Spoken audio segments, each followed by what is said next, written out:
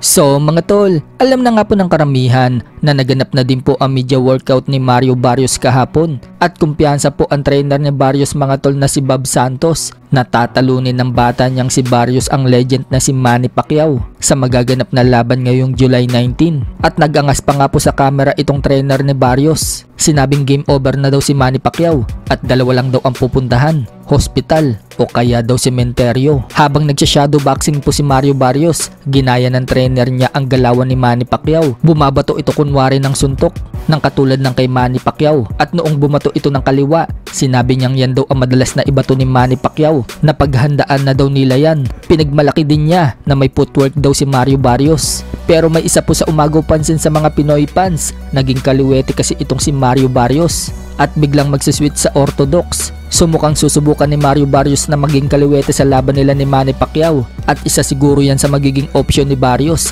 kapag nahirapan siya sa orthodox. Pero may mga fans naman ang nagsasabi na teknik lang daw yan ni Barrios, kunwari lang daw na nagsa-southpaw para ipakita sa mga media at makarating sa team ni Pacquiao. At kapag nakarating daw sa team Pacquiao, mapapaisip ngayon ang kampo ni Manny Pacquiao. So tingnan na lang natin mga tol sa magiging laban kung magsiswitch nga ba itong si Mario Barrios sa southpaw. Sa kabilang banda naman mga tol, matatandaan noong mga nakalipas na araw sa training ni Manny Pacquiao, pinapalo siya ng stick sa katawan at mga braso ng kanyang strength and conditioning coach na si Justin Fortune. So natanong po si Manny Pacquiao mga tol ni Ellie Setback ng ES News kung para daw saan yung pagpalo ng stick sa katawan niya at sa mga braso. Sagot ni Manny Pacquiao mga tol, para daw sa punishment at para din daw mag-improve lalo ang kanyang pain tolerance. Ibig sabihin mga tol, kahit natamaan si Manny Pacquiao sa braso man yan o katawan, hindi niya basta-basta iindahin yung sakit. Sa ibang banda naman mga tol, matapos pong masungkit ni Vince Paras ang IBF Pan Pacific Super Flyweight title kahapon,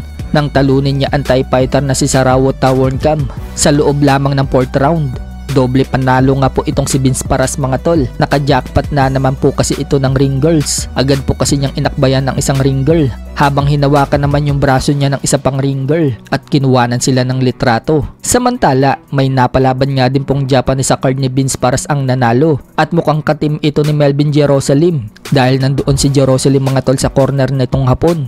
Yan po ay si Japanese Kyoto Narukami. Tinalo po niya ang Pinoy na si Dennis Gabiola sa isang body shot. Maganda naman po sana ang pinakita ng Pinoy. Nakakatama din siya madalas ng mga power shot sa hapon. Subalit naging careless po itong Pinoy. Na-counter siya ng isang malinis na body shot sa round 3. Napaluhod ang Pinoy at namilipit sa sakit ng bodega. Binilangan siya ng referee, ngunit pagtayo niya, naabutan na po siya ng 10 count at hindi na rin niya kaya itinigil na po ng referee yung laban. Panalo tuloy itong Japanese via knockout sa round 3. Sa iba pang balita mga tol, dahil kapwa nanalo kahapon si Jake Paul at Unified Cruiserweight World Champion Zurdo Ramirez sa kani-kanilang mga laban. Tinalo ni Zurdo Ramirez itong si Junior Dorticos sa pamamagitan ng unanimous decision, habang tinalo naman po ni Jake Paul si Julio Cesar Chavez Jr. sa pamamagitan din ng unanimous decision.